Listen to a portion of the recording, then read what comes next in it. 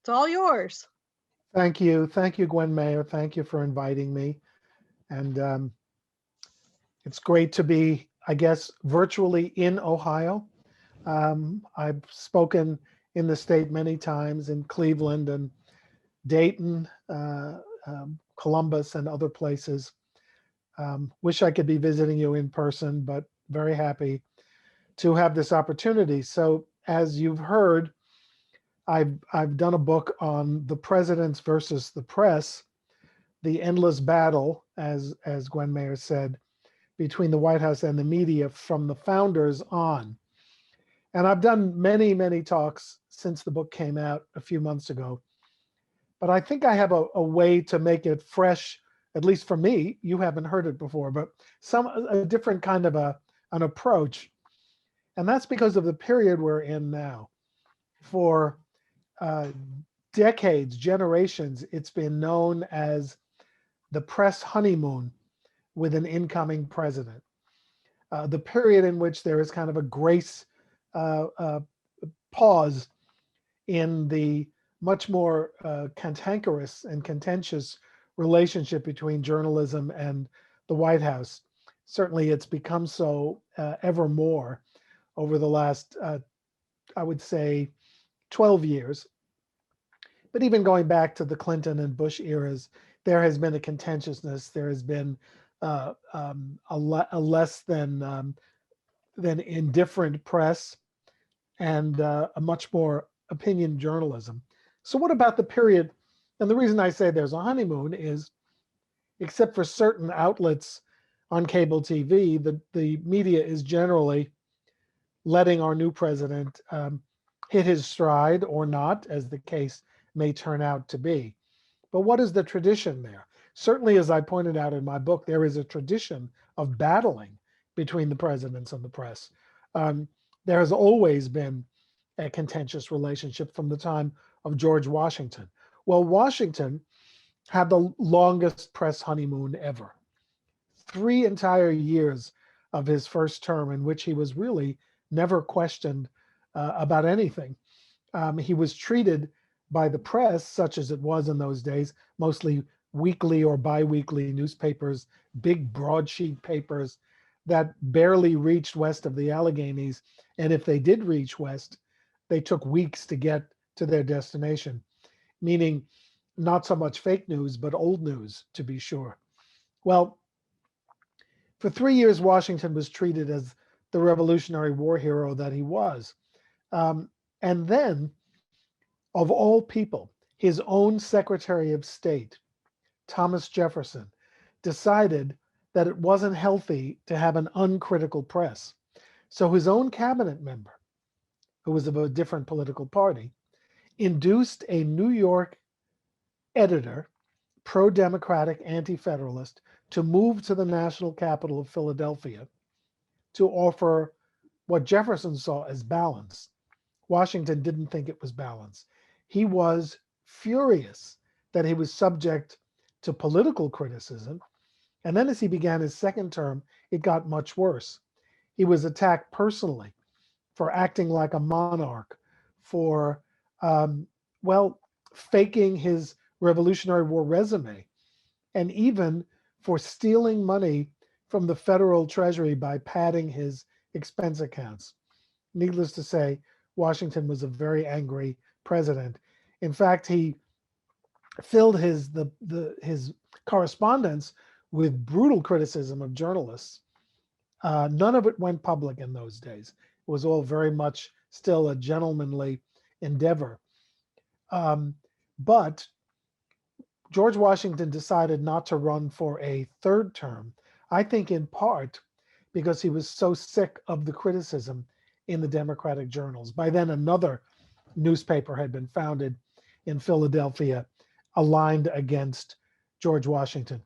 In fact, in his famous farewell address, he drafted a paragraph in which he um, criticized the press for its constant um, criticism of him and made it clear that that was one of the reasons he did not seek reelection.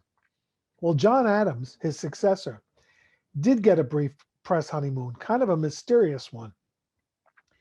The Democratic newspapers in Philadelphia and then in Washington were so grateful that Alexander Hamilton had not become the Federalist choice for president that they gave Adams a kind of a pass for a while.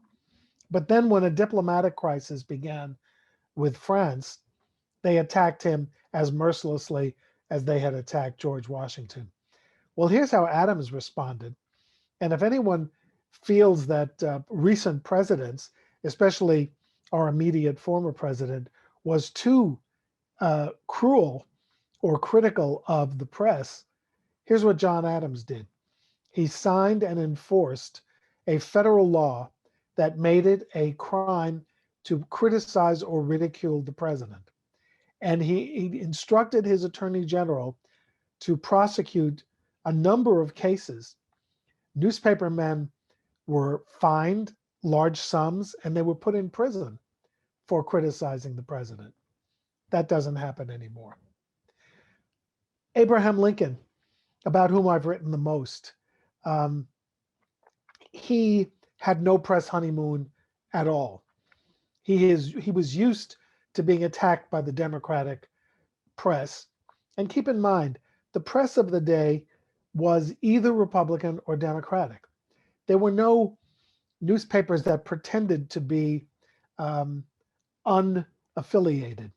That was just the culture of the day. Well, Lincoln had been suffering criticism from Democratic newspapers for years. And when he became president, the attacks continued. We've all heard in recent weeks, both Democrats and Republicans quoting Abraham Lincoln and his famous inaugural pledge to follow the better angels of our nature. Well, in his own time, while the Republican press praised his inaugural, the Democratic press attacked it mercilessly and said, in fact, despite that beautiful quote, that if Washington or Jefferson could hear the address, they would hide their head in shame. And the criticism continued for the next 4 years of Lincoln's presidency. Lincoln also fought back. During the Civil War, the Lincoln administration closed down between 250 and 300 newspapers and imprisoned editors without trial. Excuse me, simply put them in military prisons for recommending that young people not enlist in the army. In essence, for criticizing the administration's war policies. Sorry about my voice. It's winter in New York. I know you have winters too, but anyway, he not only cracked down on newspapers in the border states, but he cracked down on newspapers in the North as well. If they were affiliated with the Democrats, they were subject to prosecution in New York, Connecticut, Massachusetts, Ohio, Illinois, Indiana. It's a little known fact of the war. Let's skip ahead to, in this survey of honeymoons, Woodrow Wilson, first Democratic president in a long time. His brother was a newspaper editor. His ancestors were newspaper editors, including one of them who criticized George Washington. But you would have thought Wilson would know how to get along with the press. Well, before his inauguration, he was on a vacation in Bermuda, and a photographer dared to take an undignified photograph of his daughter riding a bicycle. Not ladylike, I guess. Wilson flew into a rage and said, I would like to punch you in the mouth, he said in the nose. He said to the newspaper man, the photographer, and I'm just the man to do it. Well, that didn't sit very well with the White House press corps. And even though Wilson became the first American president to hold regularly scheduled news conferences, they were such chilly, icy affairs that the press turned against Wilson. when he needed the most, by the way, to help him convince the public to endorse the League of Nations, they were not there for him. And one of the reasons, I suspect, is that he had created a rift with the press early on, even before he took office. Should have taken a lesson from his predecessor, Teddy Roosevelt, who befriended journalists, took them into his confidence. Yes, he punished those who broke his confidence, but he had amazing relationships with the press for most of his 7 years in office. And his younger cousin, Franklin, who who was a member of the, or at least an assistant cabinet member under Wilson, learned that lesson well. Now, FDR was cunning in a way. He went around the press through his fireside chats, but he also demonstrated unprecedented access. 998 news conferences in 12 years, 2 a week, even when he was traveling abroad, even on battleships, um, at Warm Springs, Georgia, where he went to rehabilitate from polio from time to time, Hyde Park, New York, or the White House.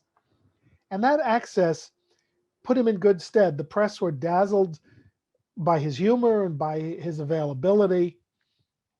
They began souring on the relationship after 2 terms, to be sure. But Roosevelt was a lesson in a sustained press honeymoon. And why? Part of it is probably the same reason that Biden is getting a break right now. There was a huge crisis when FDR took over. Everyone wanted him to succeed, for the good of the country, for themselves. Another example is the photographers who had a gentleman's agreement never to photograph FDR in his wheelchair or being lifted in and out of automobiles or onto trains or planes. It was an unwritten rule. And I searched when I wrote my book, I searched high and low for an agreement, a document. There never was any. The photographers whose quotes I found simply said, well, he had a really tough challenge. We didn't want to make it harder for him. Can you imagine that being in the mantra of journalism and journalists today? Well, um, Kennedy had a brief honeymoon, but then came the Bay of Pigs invasion of Cuba a few months after he became president. Just as it was going to happen, Kennedy learned that the press knew about the plan and was going to reveal it. He went berserk. He and his father called publishers and said it would be unpatriotic to leak this story, and they didn't. The Bay of Pigs invasion happened, and as those old enough to remember or who have read about it know, it was a total disaster. What did Kennedy do? He blamed the press for not warning him that the plans were unsound. Even though he had many friends in the press, Kennedy could not keep up a constantly good press.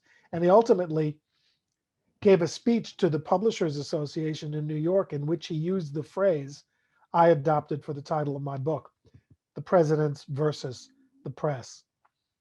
LBJ had a honeymoon because of the assassination, but he kind of abused it by, I would say, just annoying the press. He held constant press conferences.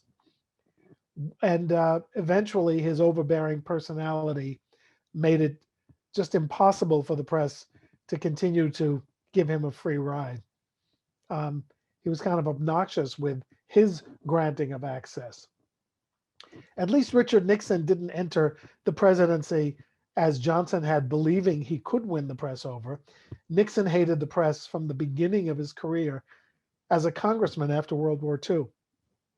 He believed the press was always against him. And in fact, in the early days of his presidency, he sicked Vice President Spiro Agnew out to attack the media directly as the nattering nabobs of negativity. And Nixon, of course, was ultimately done in by the press, maybe just as he always predicted he would be. Now, you would think that Gerald Ford would have a long honeymoon with the press. Great sympathy greeted his taking over on the resignation of Nixon. But when he pardoned Nixon, not only did the press end their honeymoon, his own press secretary quit and joined the critics. So Gerald Ford, very little honeymoon. Jimmy Carter, he also came into office angry at the press. Um, the press made more of his Playboy interview in which he said he lusted in his heart than it did about his policy proposals. And as his press secretary, Jody Powell, famously said, not only did he not have a honeymoon with the press, Jimmy didn't even have a one-night stand. Slight exaggeration, but as you see, the period of press honeymoons is drawing to a close ever more quickly. Bill Clinton was the one president whom I interviewed for my book. And I must say it was revealing.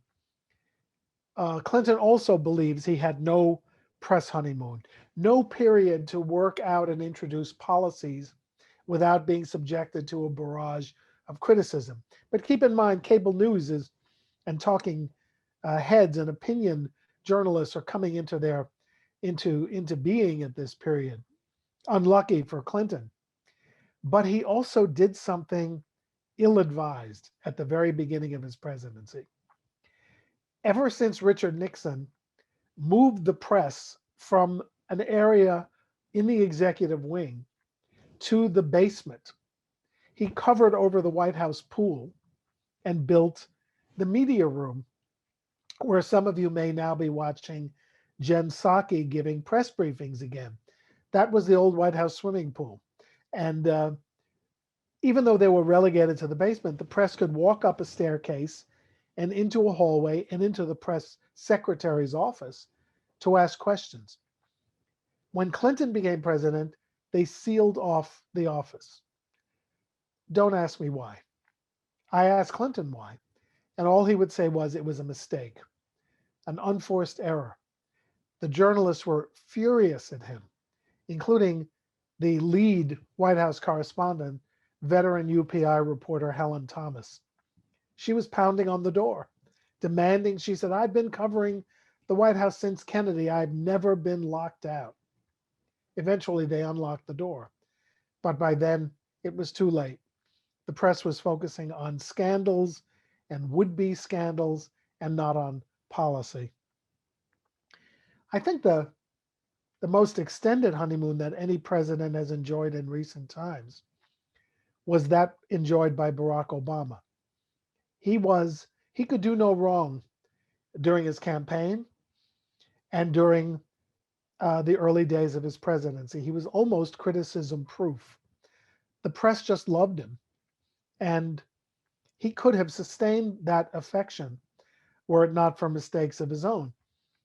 He decided, for example, not to meet Fox News on its own terms, but intentionally to exclude them.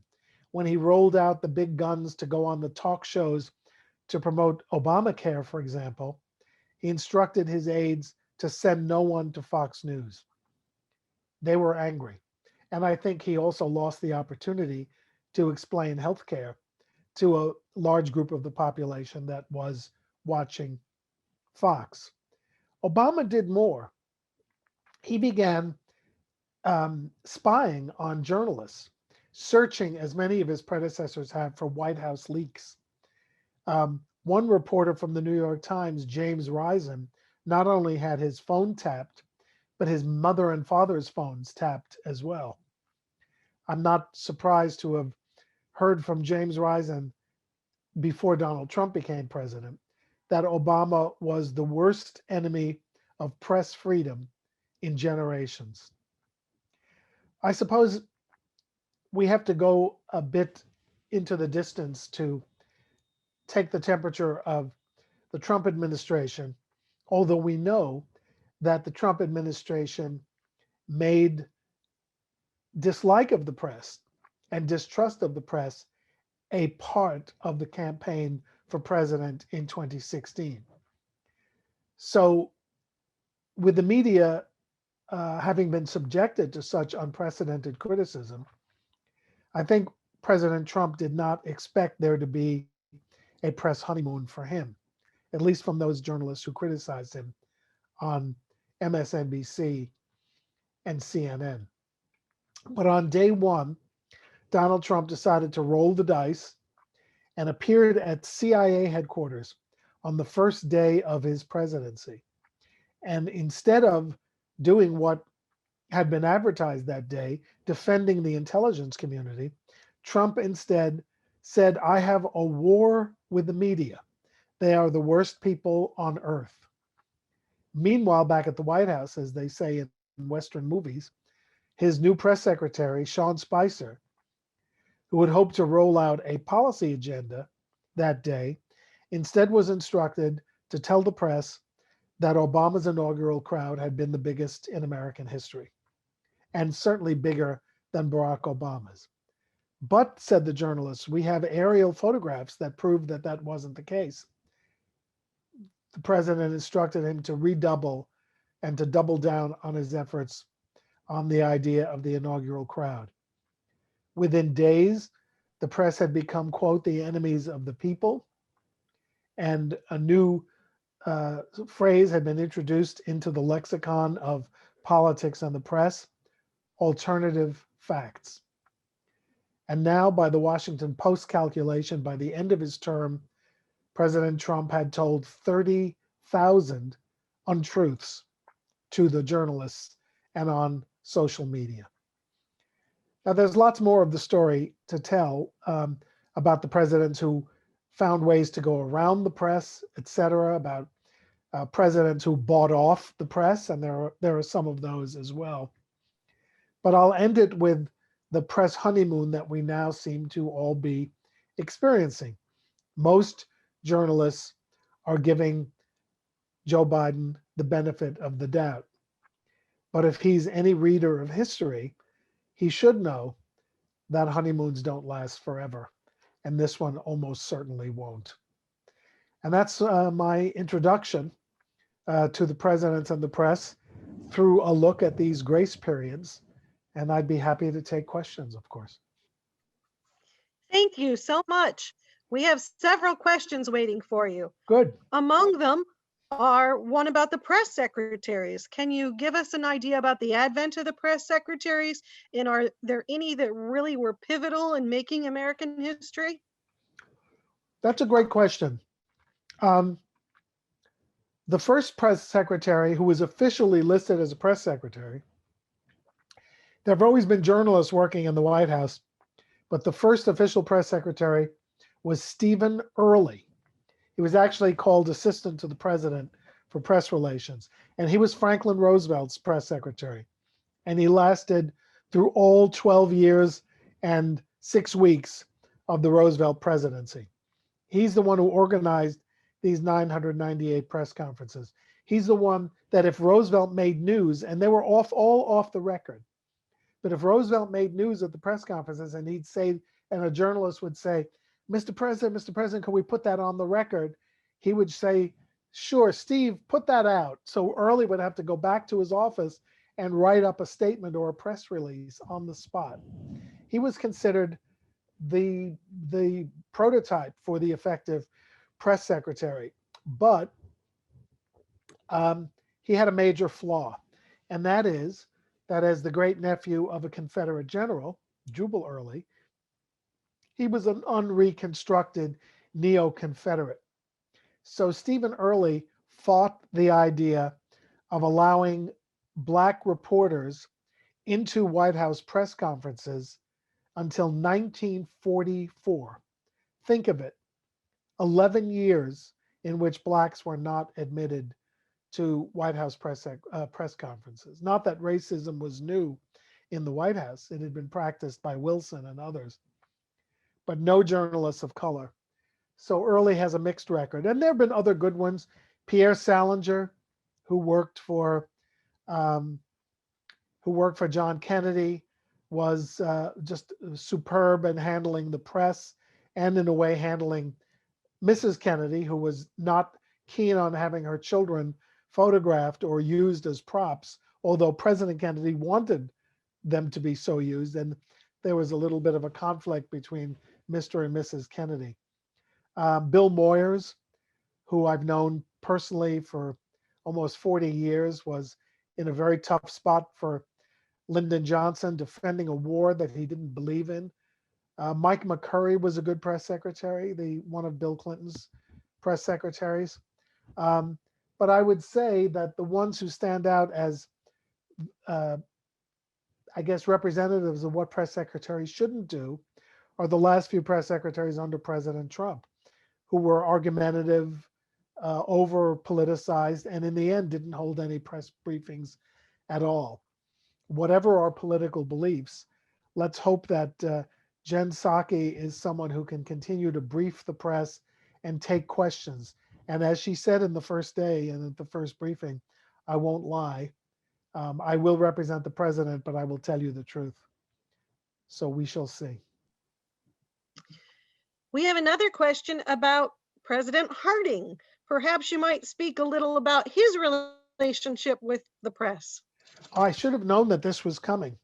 Um, so I love the idea that in the Harding election, it was the first time that two newspaper men ran against each other for president, because Cox and Harding were both newspaper men and lived, I gathered, pretty close to each other in Ohio. Um, Harding was generally had a good relationship with the press for his few years in office. I mean, he was one of them, but he stayed close to the tradition of the day, which was prepared questions in every press encounter. Nobody got to ask the president something as he was walking by. Nobody got to raise their hands and say, I have a follow-up. It was all written questions answered very systematically. But I would say with all that, there was a collegiality between them that was based in large part on Harding's own experience in the business. We have another question about sort of comparison to today, with Fox News and CNN at each other's throats and lobbying venom at each other constantly. Has that behavior ever occurred in the past? And do you think that there's a possible resolution of it? Well, it's a great question. And I'm glad it was asked because it gets me back to the original premise of my book, which was not honeymoons, although it's a timely digression. So my book is I hope, a reminder that partisan journalism is an American tradition. George Washington may not have liked it, and he didn't think it was coming, but after 3 years, it arrived, and it stayed very much a part of American culture for 100 years. Newspapermen in the 1820s were either pro-Jackson or anti-Jackson, and they were tough and they were partisan. And it's not just that they were opinionated. Newspapers and politics were linked together. Newspapers were part of the political machine. Newspapers were founded by political parties. Editors often served in political roles, and it was just part of the culture. And you know what? We managed to survive. We did very well, because let's take the Civil War era. You know, everyone who bought the Cleveland Plain Dealer knew that it was affiliated with one party. Everyone who bought the evening paper knew that it was affiliated with another party. Every major city in the United States had a Democratic paper and a Republican paper. And rather than being quiet about their affiliations, people broadcast their affiliations simply by the newspaper that they carried under their arms. It all ended in about 1895, when we moved from political journalism to kind of front page headline oriented journalism. And newspapers like The World and The Sun became powerful enough to inspire the Spanish American War, but not on a partisan basis, kind of on a yellow journalism basis. And that's really the way it's been, even in the FDR era, when the publishers were almost 60% Republican. Now, this is a fact. FDR never won majority of newspaper endorsements in any of his 4 campaigns for president. And yet he won handily 4 times. But the journalists, the White House press corps, were nonpartisan. So when did that change again? It changed with the advent of talk radio and cable news. Um, Now we have CNN questioners at press conferences having a totally different attitude from Fox questioners. And that's where we're stuck right now. But I don't think people should despair about it because it, again, it harkens back to an American culture that produced Thomas Jefferson, Andrew Jackson, Abraham Lincoln, Ulysses S. Grant, uh, and we've managed to endure it. And we might be enduring it again as we move even more closely to fractured journalism on the internet. I just don't think we should panic about it. So it's not new, and it's happened before, and I'm sure the trends will change again. A Lincoln question for you. They would like to know whether Lincoln suppressed both the Democratic and the Republican parties' newspapers or just one party. Just one party, um, because the Democratic press criticized the administration after the Union lost the Battle of Bull Run. They recommended that young men think twice about reenlisting. And this was a panic, it was a fraught moment for the administration. Bull Run occurred just as the 90 and 100-day enlistments at the start of the war were coming to an end. They were desperate to repopulate the armed forces. So they acted swiftly. And I don't think the administration ever suppressed a Republican paper. All Democratic, all up and down, um, from the west to the east. Just in case we think Lincoln was nonpartisan, let's remember he was a very savvy politician. Mary would like to know about Ronald Reagan's relationship with the press. Well, um, the press was not thrilled with the way the Reagan White House ran its press operation. They introduced the idea of a story a day. They would invite the press in. President Reagan would do some ceremonial thing, and the journalists would ask questions about something else and would be told that's not the story of the day. So they pushed back. But then the assassination attempt happened early in the Reagan administration, and there was an enormous amount of goodwill and an enormous reduction in criticism, not only because of the close call of the president, but because of the hideous results that were inflicted on the press secretary, James Brady, who was very popular with the press at the time. And of course, a beloved figure afterwards on his periodic visits to the White House.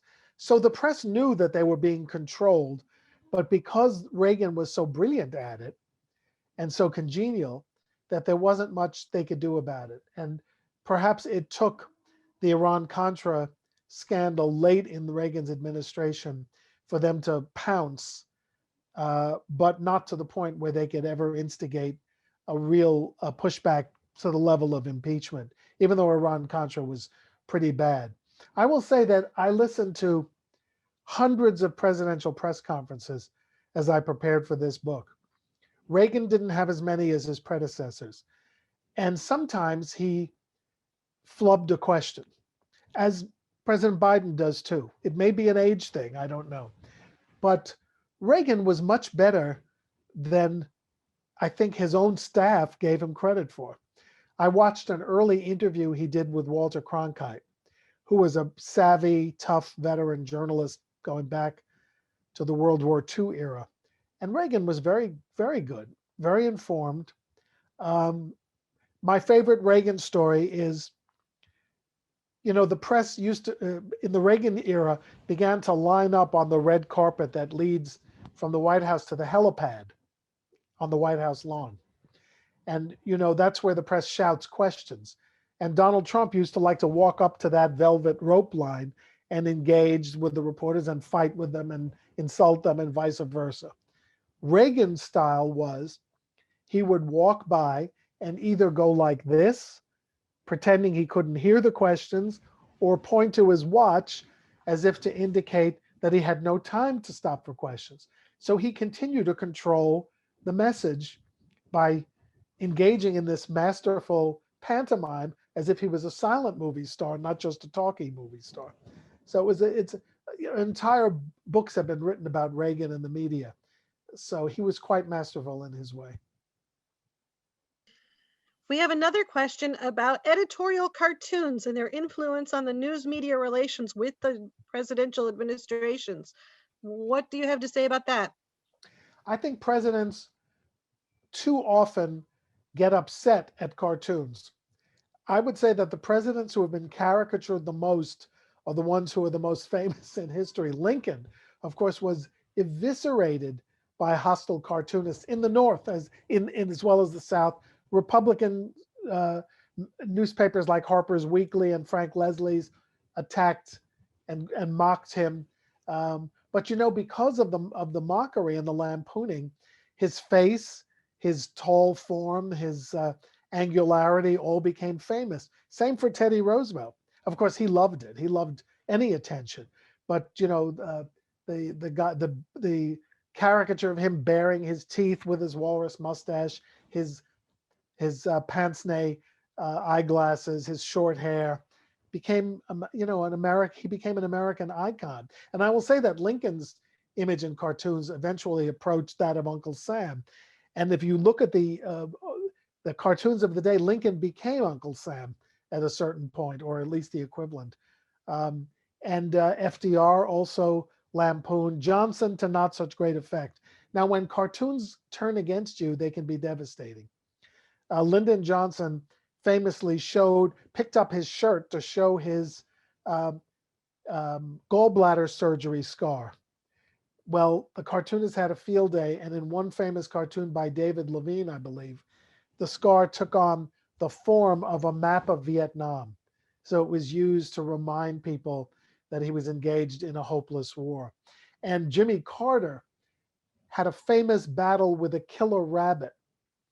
And he and his office insisted on telling the press about how heroic he had been. And it was the end of August when the press is dying for a story. So they ran with the idea that the president had a showdown with a rabbit, and it was humiliating for Carter. And the best cartoon, one of the greatest presidential cartoons, was, if you remember the movie Jaws, the logo for the movie was a shark heading up to the waterline, and the word Jaws. Well, one brilliant cartoonist did a picture of a rabbit swimming upward, and the caption said pause, PAWS. So I don't think cartoonists have quite as much influence as they used to, although the cartoonist Barry Blitt, I'm a big fan of his, really goes after, or has gone after, Donald Trump. And Herb Block was a great cartoonist. Um, think of him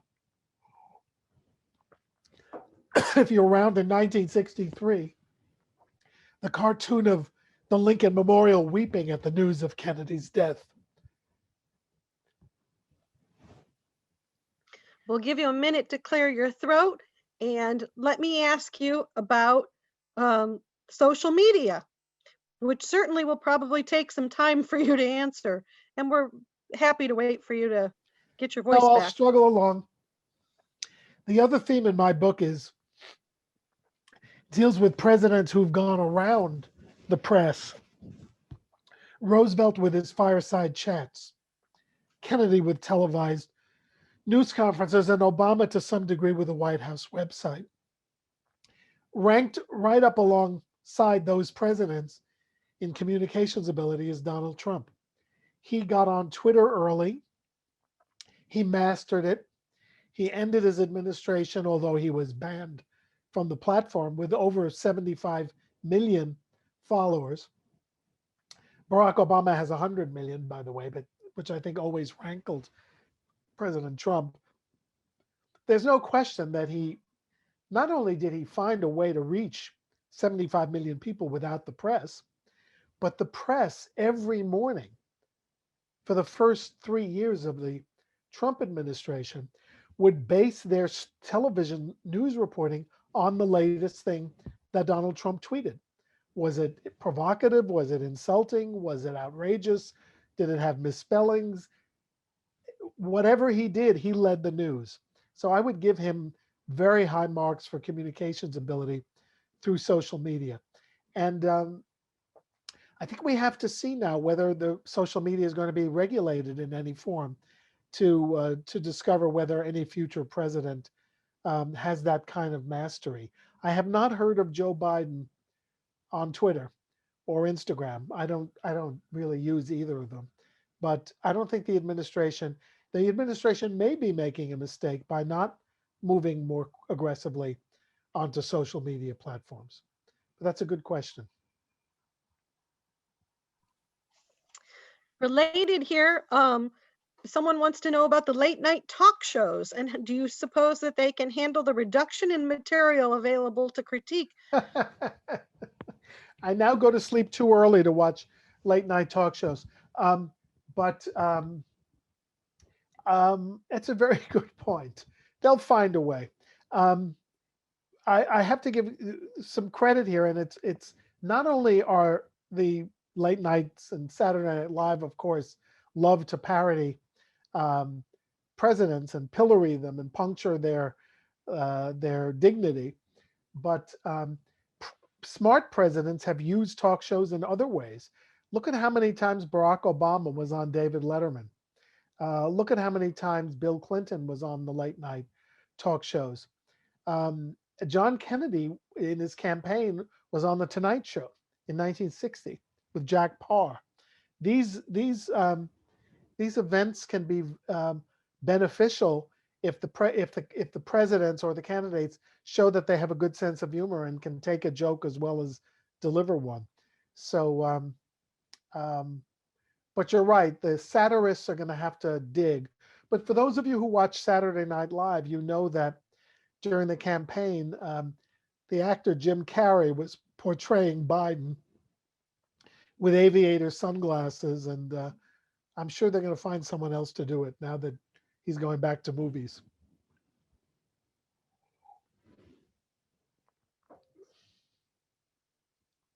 What about presidents that invest and or buy newspapers or other press vehicles? What do you have to say about that? And wasn't Lincoln one of them that invested in the press? Somebody has a great memory. Um, Lincoln um, spent $500 to acquire the printing press and type that had been pawned or hawked, and became the publisher of a German language newspaper in Springfield, Illinois, which he could not read. He did not read German. Um, and he wrote his own contract. I know lawyers are not supposed to write their own contracts, or they have a fool for a client, as the saying goes. But Lincoln wrote the contract, and he said if his partner, a German editor, German American, published nothing to criticize the Republican platform for the next 10 months, he would relinquish any ownership of the newspaper. So Lincoln did invest in newspapers as a vehicle for promoting himself. No one has ever found a copy of that paper, by the way. Maybe one of them has morphed into Ohio. The Staatsonziger, the Illinois Staatsonziger. If you find one, um, put it in your safety deposit box and call the Abraham Lincoln Presidential Library and Museum, because you've got a treasure. But others, um, Lincoln had two former newspaper men in his cabinet. Um, um, Navy Secretary Gideon Welles had been a newspaper editor. Simon Cameron of Pennsylvania had owned newspapers. So yes, it was very common in the 19th century. And of course, we have Harding, who was a newspaper man. I'm trying to think if there are any others, but those are the prominent ones. You know, Teddy Roosevelt was offered a newspaper editor's job after he lost his comeback in 1912, and he thought it would be a lot of fun, but he decided not to do it. Someone wants to know about what constitutes the press in the 21st century. With newspapers declining in cities across the country and internet platforms rising, um, really what qualifies as a journalist? And aren't we all citizen journalists? Well, yes and no. I'll say first of all, you're absolutely right about the press, and it's probably, it's there haven't been printing presses per se for a long time. Um, Although there, I guess, modern things can be called presses. I've seen the New York Times printing plant, which is extraordinarily filled with robots and weird giant machines.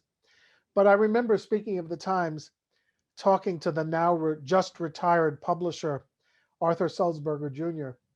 And I said something about, you know, how's the newspaper going? And he said, I don't own a newspaper. I own a platform.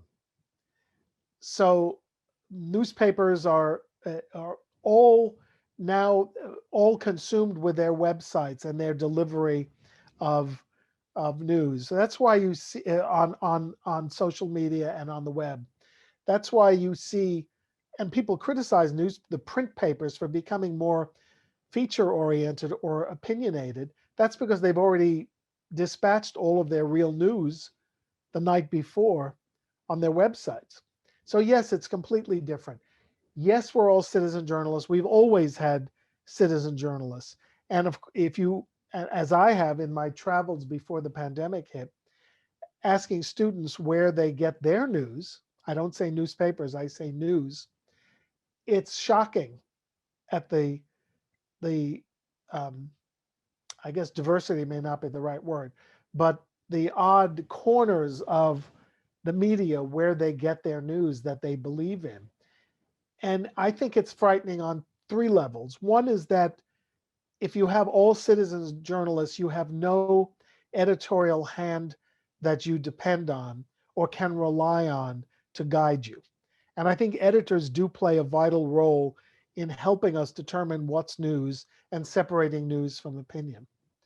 The second reason that concerns me is that some of these platforms are really out there in a bizarre and, as we've learned recently, potentially a dangerous way. And then the third reason is, even if it's just a matter of platforms expressing different opinions, we do need a common space in this country where everyone can come together around the dissemination of information. And I feel strongly and with disappointment and concern that we're moving off into a period when everyone gets their information from such a variety of sources that we never come to a common understanding whether we have something to celebrate in good times or whether we have something to fear, like a pandemic. There's another question about the presidents and the way they consume the news. Our most recent past president, for example, apparently was voracious about reading the news. Were there other presidents that also shared that? A lot of presidents have come in, hungry for news. They just find they don't have time. Lincoln was a huge newspaper reader for his entire life, really from the time he was a teenager. By the time the war began and he was president, he had very little time. So his secretaries tried to create a news digest for him, which is commonly done now. And he had little time to read that as well. So he went from a lifelong hungry reader of consumer of news to really not listening and really being suspicious of many newspapers.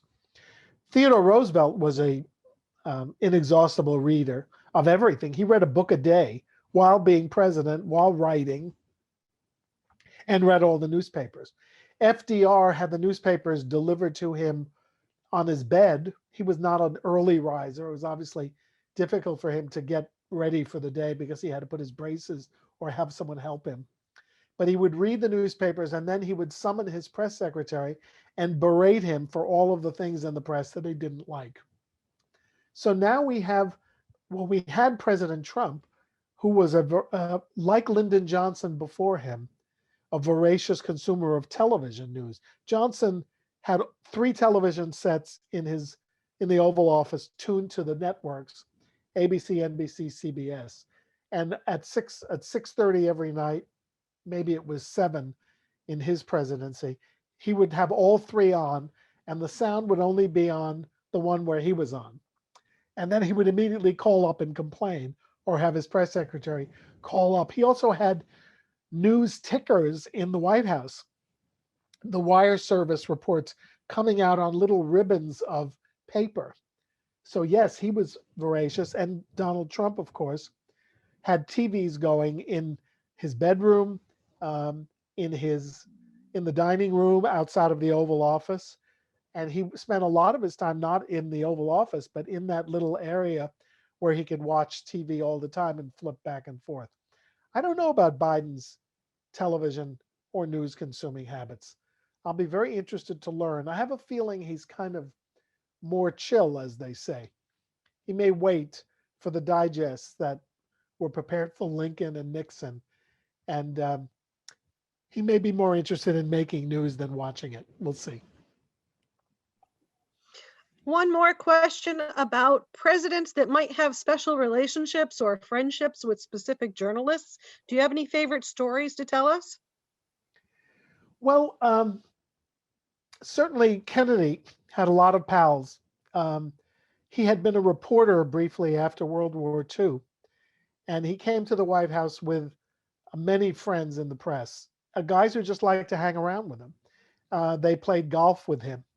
Um, and they also did the same thing for him that the photographers had done with Franklin Roosevelt. And that is, they kept Kennedy's secrets to themselves. And with Kennedy, there were two secrets. One was that his health was a lot worse than was reported. Basically, we who lived through it, I was 11 when he became president, so I watched it. I was very interested in him, so I was keen on learning about him. We just thought he had a bad back, and he had a doctor who um, prescribed. I think her name was Janet Travell. Don't ask me why I remember that. It just hit me. She prescribed a rocking chair. So the rocking chair craze hit America again because of Kennedy. But they didn't report that he also had Addison's disease and was taking a crazy cocktail of drugs to get through the day pain free. And they certainly didn't report on his extramarital affairs. Um, so he was protected by his friendships with the press. But I don't think there are any friendships quite like that. I mean, you might say that David Pecker, who was the publisher of the National Enquirer, was very close to Donald Trump. Um, and Rupert Murdoch, to a degree, was close to Trump world, maybe not the president himself. But I don't think we have any of those relationships now. The, the friendships have always been injurious to the public's right to know, I would say.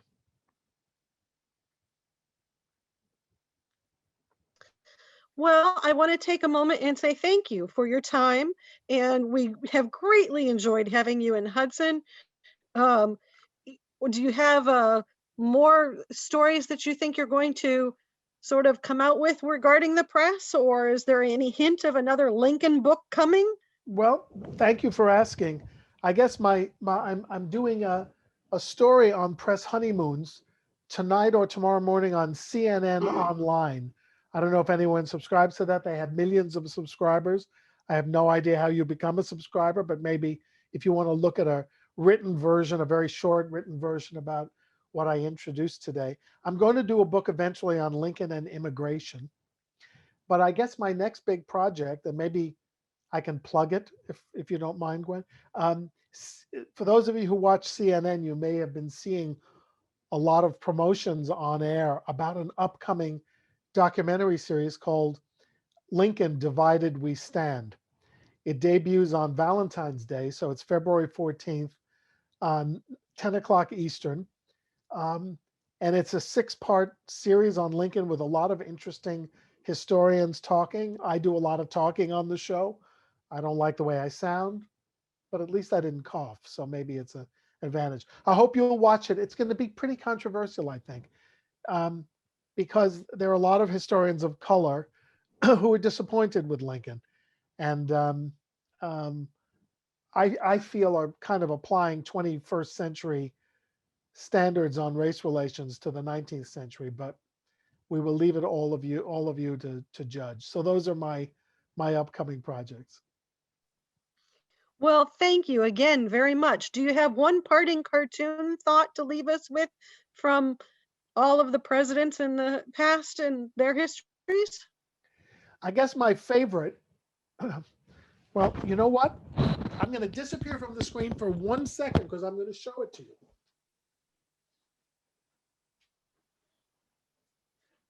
If you'll just wait 1 second, he'll be right back. I mean, it was It's on nice the to wall. note that he's got A visual aid.